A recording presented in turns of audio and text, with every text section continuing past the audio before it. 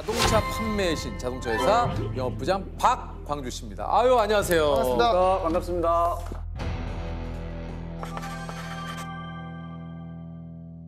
부장님이 되신 지는 얼마나 되셨나요?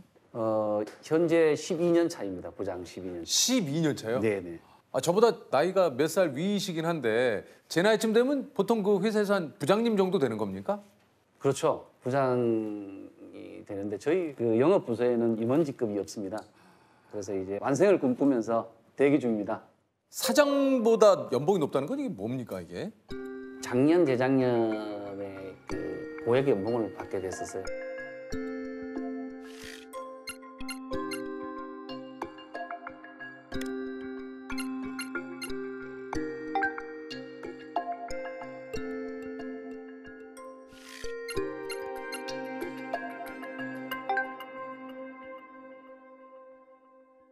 영업부서는 이 특진 제도가 있습니다. 뭡니까? 이렇게 보통 최소 기한을 2년으로 두고 예를 들어서 차장에서 과장을 가기 위해서는 700대, 그다음에 차장에서 부장을 가기 위해서는 900대.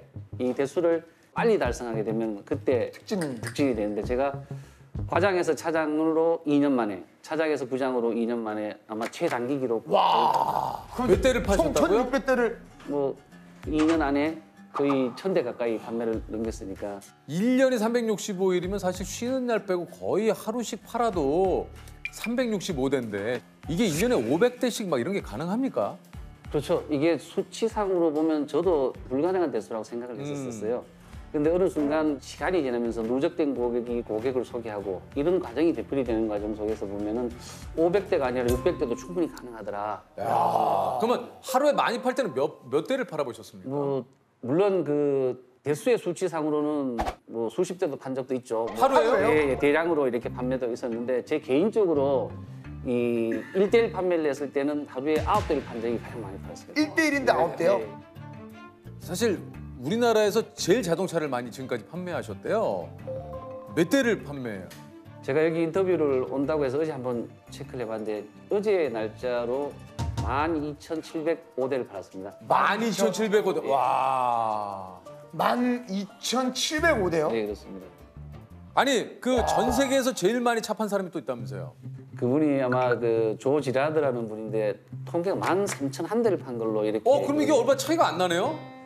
그렇습니다. 개인적으로는 전설적인 조 지라드의 판매 대수를 넘어서고 싶은 게 욕심입니다. 야, 아니 그 사실 2003년부터 지난해까지 17년 연속 전국 판매왕에 뽑혔. 이야, 아니 17년을 이게 아니 그 판매왕으로 선정된 포상도 좀 굉장히 뭐 대단하다고 얘기 들었는데. 그렇습니다. 뭐 저희 현대차 그룹만 하더라도 1, 2, 3등에게 자동차가 한 대씩 주어지는데. 자동차가요? 예, 매년. 매해요? 매해. 4,000대를 팔면은 그랜드마스터라 그래서 우리 당사에서 최고급 세단을 한대 또 별도로 주고요. 그래서 그 자동차를 받은 대수는 제가 아마 10대에서 15대. 그다음에 8,000대를 넘어서면은 그레이트 마스터라고 해서 보상금으로 현금을 5천만 원. 자동차에서 국내 자동차 업계 최초로 8,000대 판매를 달성한 판매왕 그레이트 마스터가 등장했습니다. 네, 10,000대를 넘어서는 경우에는 아직 사람이 없어서 보상 기준이 안 정해졌습니다. 사장님 보고 계시다면은 10,000대 시상 부탁드리겠습니다. 아니 그 사실 2018년에 그레이트 마스터로 등극을 하고 이 얘기가 보도가 되면서 이거 좀 굉장히 깜짝 놀랄 일이 있었다고 그래요? 그렇죠. 뭐 최초라고 얘기하는데 저희 회장님이 직접 저 개인 핸드폰으로 전화를 주셨습니다. 야, 그 정몽구 회장님. 예, 회장님께서 전화를 주셔서 아직도 기억이 생생한데 아침 조간신문을 보시다가 또 자네 기사를 봤는데 내가 찾고자 하는 내 자동차 그룹의 그 직원이 너 같은 사람이다. 이제 그런 이야기부터 시작하셔가지고 그 성장 과정에 대한 이야기, 재해에 대한 이야기, 뭐 힘든 이야기 이런 이야기를 들어주셨어요. 그런 일이 있고 난 다음에 회사에 큰 소문이 퍼졌습니다. 뭐라고요? 뭐 성은을 입었다. 이제 이제 오늘 그러면 회장님이 직접 그냥. 아니 좀 그 자동차 회사는 어떻게 들어오게 되신 건가요? 제 친동생이 지금 공장에서 자동차를 만드는 생산직이 있거든요. 그래서 이제 그런 인연이 돼서 도전해볼 만한 의미가 있는 직업이겠다 이렇게 해서 시작을 했었습니다. 연수교육을 받고 첫날 필드에 나가서 첫 계약을 했습니다. 바로요? 첫날요? 예, 바로 이렇게 일요일 저녁 6시에 고객님과 계약하려고 약속을 드렸었습니다. 그런데 그분이 계시는 곳이 보강동인데 6시에 오시지 않으시는 거예요.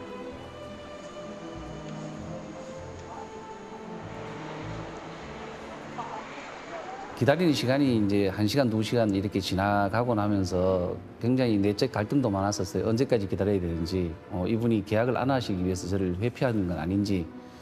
3시 한 40분, 4시 가까이 됐습니다. 새벽 4시. 그때까지 제가 그 집 대문 앞에서 계속 기다리고 있었는데, 근데 그분 가족분들이 그 자유로에서 사고가 났었어요. 교통사고가 나셔서 그 교통사고 수습하고 이렇게 해서 오셨는 게, 아니 이렇게 오랫동안 기다렸냐고, 오늘 안 하면 내일 하면 될 걸 왜 이렇게 미련하게 기다렸느냐. 그래서 대문을 열고 들어가자마자 그 텐마루 끝에 앉아서 바로 계약서에 서명을 해주셨어요. 그때는 뭐 24시간 이렇게 편의점이라는 이런 것도 없던 그런 시절이었기 때문에 무작정 그냥 대문 앞에서 기다렸는데, 꼭 계약을 해야 된다 이런 간절함이 그 오랜 시간을 기다리게 했던 것 같아요. 그분이 직장에서 그 차를 사고 결혼도 하고 독립을 해서 사업체를 차려서 대표가 되고 다시 성공을 해서 지방으로 늘어가고까지 거의 한 20년 이상을 아직까지 연결해요. 이게 쉽지가 않은 게, 저만 해도 제 친구들끼리도 우리끼리도 얘기하잖아요. 어디서 차 샀어? 어때? 야, 그 사람 별로야. 그런데 지금 제가 봤을 때 부장님 같은 경우에는 다 너무 신뢰가 가고 믿음이 가니까 다 연결을 해주는 거 아닙니까? 세호 씨가 정확하게 알고 계세요. 제가 그 고객분들한테 그 소개를 하고 싶은 말을 좀 해주셨나 봐요. 아니 정말 왜 이런 경우냐면은 그 소개를 받는 사람은 뭔가 대단한 혜택이 있을 것 같은 그러니까요. 기대를 그렇죠. 해요. 예. 근데 거기서 거기잖아요. 거기서 사실. 거기입니다 사실. 해드려봐야 조금 뭐 아주 그 미미한 그런 차이와 뭐 나름 제 입장에서는 정성이라고 이렇게 하는데, 나중에 그분이 돌아서서 이렇게 보고 난 다음에 소개하신 분한테 얘기하는 거예요. 뭐 별거 없더군 판명이. 그래서 언제부턴가는 말씀을 드려요. 소개해서 너무 고마운데 아주 특별한 건 없다. 대신 욕 얻어먹지 않도록 제가 성심성의껏 잘하겠다. 그런 포맷을 가지고 일을 하다 보니까 계속 소개가 이루어지고 있습니다. 보통 이제 어떤 하루 일과시길래 이렇게 뭐 12,000대를 넘게 파실 수 있는지. 특별한 그 패턴은 없고요. 제가 이 잠은 전날에 어떤 일이 있더라도 한 3시 10분에서 12분 사이에 눈이 떠요. 새벽이요? 그래서 아니 새벽 3시에 주무시는 게 아니라요? 그래서 3시에 일어나면은 먼저 이제 바로 일어나지 않고 한 30분 동안 누워서 오늘 무슨 일을 해야 될지를 다시 머릿속에 정리를 좀 하고, 그렇게 얘기하면 4시 반에 이제 조간 신문이 도착을 합니다, 집에. 시간 그렇죠. 신문이 한 뭐 빠른 데는 한 4시 반, 4시 반에 오면 거의 신문은 아침에 정독을 하는 편이에요. 네. 그 정독을 하게 되고 저기 집을 나오면 운동센터가 이제 오픈합니다. 운동하고 샤워하고 사우나하고, 그래서 집에 와서 한 7시쯤에 출근하면 사무실 도착하는 7시 10분쯤 도착을 합니다. 아니 그 좀 이렇게 영업 노하우들이 좀 있으실 것 같은데, 이게 좀 어떤 영업 노하우들이 좀 있습니까? 글쎄 뭐 너무 노하우 다 알고 있는 그런 내용이에요. 저뿐만 아니라 영업을 하시는 분들의 대다수가 그 노트 작성을 하실 거예요.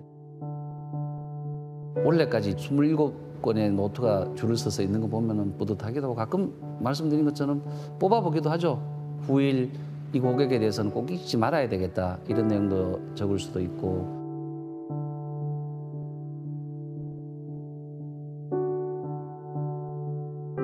신문이나 책을 통해서 그 마음속에 담아둬야 될 그런 글귀가 있다 그러면 그런 글귀도 뭐 적어서 표기도 해놓기도 하고, 가끔씩은 제 마음도 정리할 수 있는 그런 장이 그 노트였고,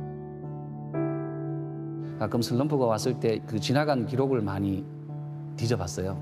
쉽게 말해서 자동차 대체 주기가 보통 이전에는 뭐 5년, 7년이다. 이번 달 2020년 9월에 자동차 판매가 좀 어렵고 힘들다 그러면은 5년 전에 2014년, 15년 달력을 그때 수첩 펴셔서 그때 차 사셨던 고객들에게 안부 문자라든가 인사를 드리면서 뭐 아버님 차 바꾸실 때 안 되셨어요? 잘 타고 계세요? 뭐 불편한 없으세요?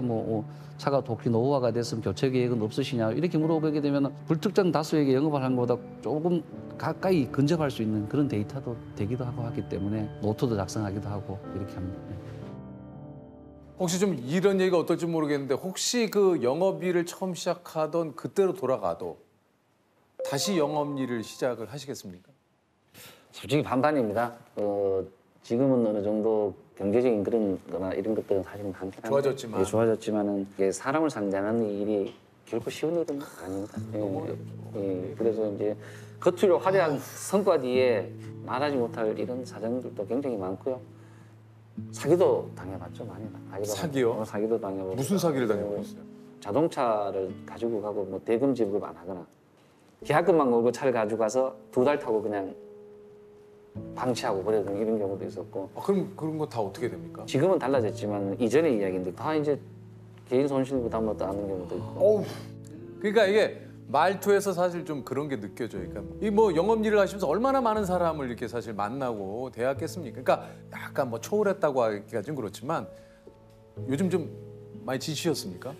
예, 많이 지치죠. 이제 그 한 분야에서 27년을 근무하고 했다는 것도 그렇고 요즘 많잖아요. 뭐 갱년기, 우울증, 뭐 이런 남자들도 갱년기가 온답니다. 맞아요. 들었어요. 근데 좀 갱년기 우울증 오셨어요? 그런 것 같아요. 또 나이가 나이인 만큼 이제 그 건강 문제도 눈도 자꾸 이렇게 노안이 와서 안 보이고. 안 보이고 이제 할 일은 많은데 몸은 자꾸 늘어지고. 그리고 이제 자꾸 짧은 시간이지만 뒤를 많이 돌아보게 되더라고요. 이 나이쯤 되면은 세상 모든 게 내 뜻대로 될 줄만 알았는데 뜻대로 안 되는 일들이 더 많아지더라고요. 그렇지도 않구나. 그렇지도 않고 쓸데없는 소소한 걱정거리는 자꾸 생기고. 근데 한편으로는 또 뭐 이거 위로를 드리려고 하는 얘기가 아니라 17년을 판매왕을 한다라는 게 아무나 할 수 있는 일은 아니지 않습니까? 그럼요. 예. 근데 또 이런 거에 대한 부담도 좀 있을 것 같아요. 물론 나도 이 정도 했으면이라고 생각을 하지만 또 한편으로는 이게 뭔가 여기에서 또 내가 그냥 꺾이기는 좀 싫은? 그게 현 시점에서 가장 큰 고민입니다. 그러실 것 같아요. 예, 가까운 친구라든가 선배들도 뭐 박 부장 이제 그만 내려놔도 돼. 수고 많이 했어. 충분해. 정말 최고야 최고.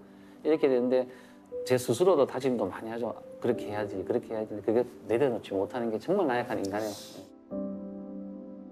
자동차라는 물건이 단순한 물건은 아니잖아요. 작은 나사 하나가 2만 개가 3만 개가 조립이 돼서 나오는 물건이다 보니까 자동차 한 번 판매하면은 과장된 얘기가 되는지 모르지만 저희 마음도 한 3만 번 막 들었다 놨다 하는 것 같아요.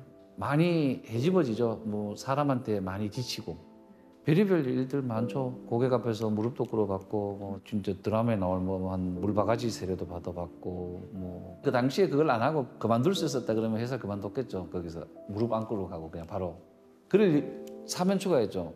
거기서 오로지 가서 이걸 인수를 못 시키게 됐을 경우에는 내가 다 안아야 된다 이런 생각이 있었기 때문에 가서 이제 그 절박함이 차를 정말 집착을 가지고 팔 때는 새벽에 이 환청 때문에 잠을 못 자요. 전화기 소리가 계속 울려 밤에 새벽에만.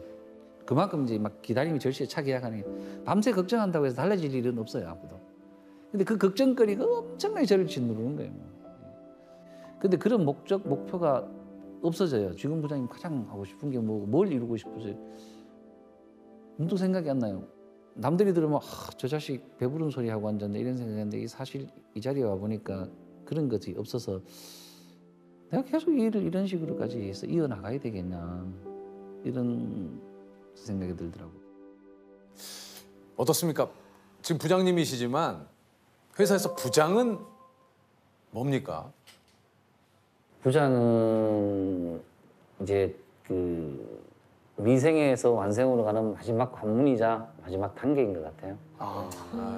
이제 여기서 그 문을 열고 나가면은 완생이 돼서 화려한 남은 임원이라는 그런 타이틀을 달고 또 한 번 직장에서 새로운 그 방향을 추구할 수 있는 이런 입장인데 많은 분들이 그 문턱을 넘지 못하고 인생의 일막을 마무리하는 그런 단계가 됐는데 부장은 미생에서 완성으로 가는 마지막 단계이자 관문이다. 이렇게 생각합니다.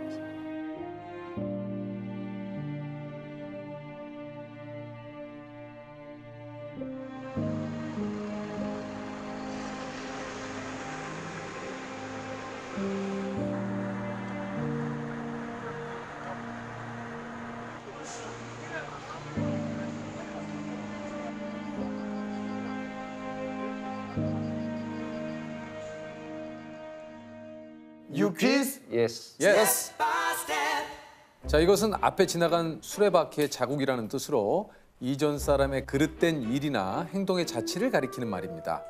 흔히 잘못을 되풀이하지 말라는 뜻으로 이것을 밟지 말라라는 표현을 쓰는데요. 이것은 무엇일까요?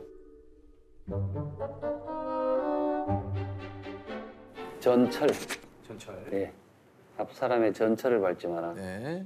맞으면 100만 원의 상금을 드립니다. 정답은요. 전철 정답입니다.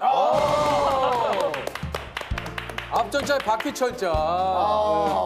감사합니다. 자, 우리 박 부장님 네. 축하드립니다. 감사합니다.